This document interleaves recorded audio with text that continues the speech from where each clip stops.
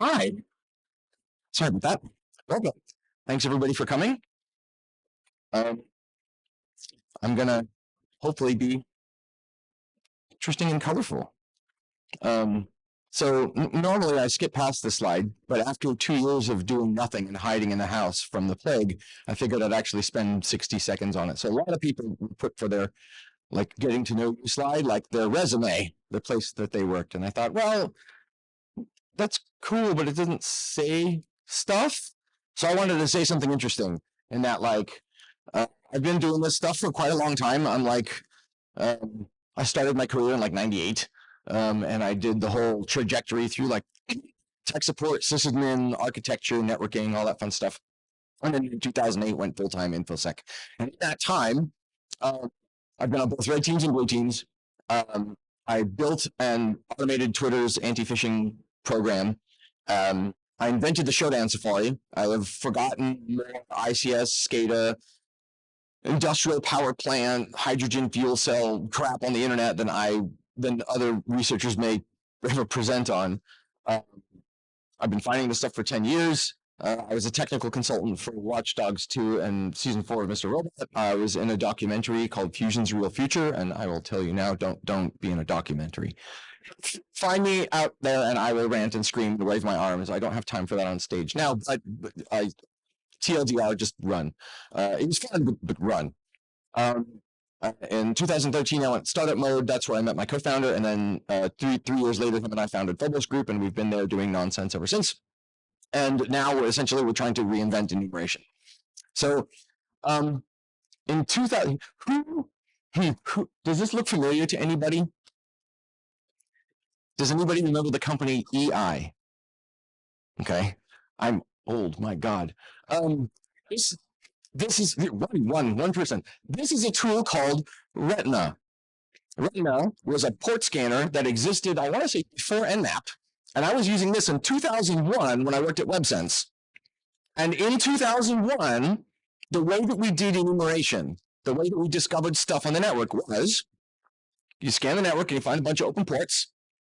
Then you get banners from those ports, and then you string match those banners against vulns, this nebulous concept of vulns. And then you get this result, which is like, oh, here are some problems from 2001 about old things made out of sticks and rocks, because that's how old this stuff is. So that was like close to 25 years ago. And what are we doing now for enumeration? It's literally exactly the same thing. We string match against stuff and we staple a CVE to it and call it a day. In 25 years, fundamentally, our approach to identifying problems hasn't changed at all. And in 25 years, technology is like a different universe than it was 25 years ago. So why hasn't this changed? Why hasn't it been updated at all? So everybody's going to the cloud. 9 out of 10 companies are using some kind of cloud offering, whether it's like their email or whether it's hosting or storage or collaboration. And something like half are using way more than that. There's easily 10 times more surface, control surface, attack surface, you name it, in all of those relationships, because they all end up being business-to-business relationships. And all that extra surface means lots of technical aptitude that is needed for brand new stuff that people aren't super expert God mode with yet. And that leaves quite a lot of room for misconfigurations and oversights. A couple of days ago, I saw a guy on Twitter post a really amazing thread, which if you find me on there, you'll see it's in one of my retweets. Or some guy who's a bug bounty guy found a Node.js endpoint on the internet. Just Node.js, JavaScript running on a server, which, who thought of that? Take their computer away. My God. Somebody thought this was a good idea, and that was wrong. But dude found a Node.js endpoint and was like, okay, well, I'm a front-end guy, and what that tells me is Node.js is generally used for API stuff. And the most popular API stuff tends to be REST. So he's like, cool, I'll just put together a simple dictionary, and I'll just literally HTTP get flood this Node.js endpoint and see what happens. And he found like /render because it returned a verbose error. And he's like, okay, neat, cool. So he started saying, okay, well, slash render is a thing. It must have a verb like post or get or something. So he started brute forcing those, and he found that yes, there's a get verb that you can use, and then there's like a URI that was like string equals, if I remember correctly. It was really, really simple. Like he did this in maybe an hour, and by the end of it, he had discovered that you can just give it an arbitrary script include tag with an arbitrary URL to JavaScript somewhere and do remote code execution. Because the JavaScript gets executed within the context of whatever node is running as, which of course root, because everybody runs everything as root, because everybody thinks that containers will save them, and they won't. If you were in the last talk, they will not. So this guy was able to go from, hey, look, a Node.js endpoint on the internet to I had it run a JavaScript file, and the JavaScript file read all the environment variables, and what's in the environment variable, because it's a cloud instance? Oh, all the AWS environment keys. Neat. Do those work in the AWS console? Oh, they do. So he went literally from, I found an open port 80 with a Node.js instance running to control of the AWS console. And he just put the whole how-to in thread on Twitter, and it's just wild ride. And that's the state of the internet today. Everybody's like, cool, cloud is great, but cloud is Swiss cheese. So like, with many companies adopting these SaaS platforms, all these relationships become business-to-business relationships, and B2B relationships that have to straddle the line between like secure and opaque and streamlined and open tend to struggle a bit.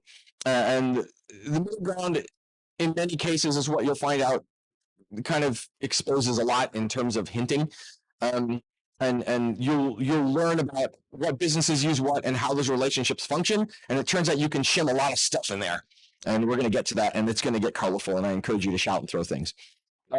So these connections end up in a variety of places, and they're really easily discoverable because they have to be public, because despite the fact that everybody thinks serverless means there isn't an actual server, and the fact that everybody's using containers and security groups and all this fun stuff, under all that hood is like old school Linux and networking and VLANs and IP and TCP. That stuff is still there. It's just we're like 3 floors above it, working up here in like Kubernetes land, but down here, everything's Bash, Linux, grep, sedawk. It's all still there. So if you can touch that stuff, you own everything above it. So you can learn a lot about who these companies are, who they're buying into in terms of services, what APIs they use, what they do, what technologies they're using under the hood, or what they're using in their office. And you can get a really good idea of how hard it would be to red team a company based on these things that you can discover. Historically, companies used to be a black box. You would have a company, they would have a rack of equipment, either in a data center or in their office, and that rack of equipment was like opaque. The only way you could get to that rack of equipment is to like break into the building or like fish somebody and like get a network map. But today in 2022, literally you do a couple of DNS requests and now you have a company's entire suite of professional services. And in some cases you have like keys and other stuff that probably shouldn't be displayed. But like, we used to have these opaque businesses, and now we have these houses of glass where you can just peer through the wall and see how the sausage is made. So business-to-business relationships, if you've ever had to deal with GRC or contracts, is this with lawyers. It's people pushing contract language around, not to do anything with security at all, but to shift blame. So if the building goes down, it's not my ass that goes with it. That's business-to-business relationships. Zero actual security, all legal, all liability, it's all insurance, right? So like, they'll just decide, or if they have a breach, that's their problem, even though they house my data. Oh, and their insurance carrier should deal with it and that sort of thing. So like, generally speaking, in these sorts of circumstances, also if you've ever done the sort of work I do, which my title at the time was information security engineer, part of your role will be to do what they call vendor security assessments. And if you've ever done a vendor security assessment, it sounds big and hoity-toity, but the boots on the ground fact of the matter, the reality of that is, the customer gives the vendor a spreadsheet, and the vendor fills the spreadsheet with lies and turns it back in. That's it. Because look at Okta. Just saying. Right? Oh, sorry. Oh, sorry. I meant solar winds. Wait, I meant OPM. Fuck. No, I meant Target. Oh god, Vicata? Oh, I forget. There's 10 a day. I don't even keep track anymore. Equifax wasn't supply chain. It wasn't like vendor gets popped and 16-year-olds ride an IPsec tunnel into the victim network. My God, there's not enough run. But essentially, so the TLDR here is that like you have these risk surfaces that have become exposed because instead of having like a VLAN here and a VLAN there and like a logical link between them in a stack of equipment in a data center, you have business A, the entire internet, and business B, and these two surfaces where they communicate are public IP endpoints with DNS records and names and all this stuff and SSL certs, and that's all public, and you can just see it. And I'm going to show you, and then you will want to drink. But yeah, so like historically, you'd have a network plane or like, you know, a substrate of some kind that involves TCP or IP networking. And there's like network choke points where you can apply security policies. You can't really do that with this stuff at all. They haven't designed around security. They've designed around mitigating hot water. And we'll see that. So the result of this behavior is that everybody can agree on one thing, that the risk surface exposure problem is someone else's problem. And they will convince themselves that that's okay using contract language because it defends their position. So this is essentially, in my opinion, planning for failure. It's like removing the life rafts, life preservers, bilge pumps, emergency beacons, radios, and flare guns from a boat, and instead using the money to buy an expensive insurance policy that would supposedly pay out huge when the boat sinks. The catch, of course, is that if you're still on the boat when it sinks, you're not going to be able to get the payout. So the advantage for us as people that are interested in these services is that we're interested in the enumeration component. There's this sprawling grassland of attack surface out there that we can enumerate that goes well beyond just ports and IPs and banners. So this is what it looks like for real, right? Like there's the org that you pay, and these are all their outsourced vendors, and we have what? Outsourced DNS or DNS provider, backup hosts, offshore devs, outsourced IT, outsourced security, an MSSP that handles EDR and AV, and outsourced HR and finance. So the actual company apparently is like 3 managers that just do vendor management. And like, right? And then it gets better because that's more like the reality because every one of those outsourced vendors does the exact same thing. So you have this cascade of attack surface, and there become eddies and loops because some of them will all share the same EDR/AV MSSP vendor, or some of them will all share, like, they will all use the same collaboration suite, or they will all use the same 2FA company or something. So it gets wild fast. So the advantage for us is that, again, it's all public. This is just a DNS text record. If you've ever used the dig command line, just dig-t capital txt, a domain name, you get that. What does this tell you about this company? Who do they use for their collaboration suite? Who does their email? What other stuff can you see? Hey, look, I see an Atlassian token. That must mean they use Jira and Confluence. Is that public too? Are any of their creds in the credential leaks? Can I just log into their Jira instance? Sometimes, but like, there's no CVE for this. There's no SVDB entry. Like, it's not a bug. This is like call it an exposure, call it a misconfiguration. But like, technically speaking, I don't think you need 6 Google site verification tokens. So somebody keeps adding them to this DNS record, and now something's going on. It's interesting. Like if you're bug bounty red team mode, like this should be interesting. They use Apple as well for something. It gets more wild. There's other examples I have, but like this is just a taste. But it exposes a lot of like what vendors they use, what APIs they use, what technologies they use, and if you're crafting social engineering or if you're crafting a phishing campaign, this becomes gold.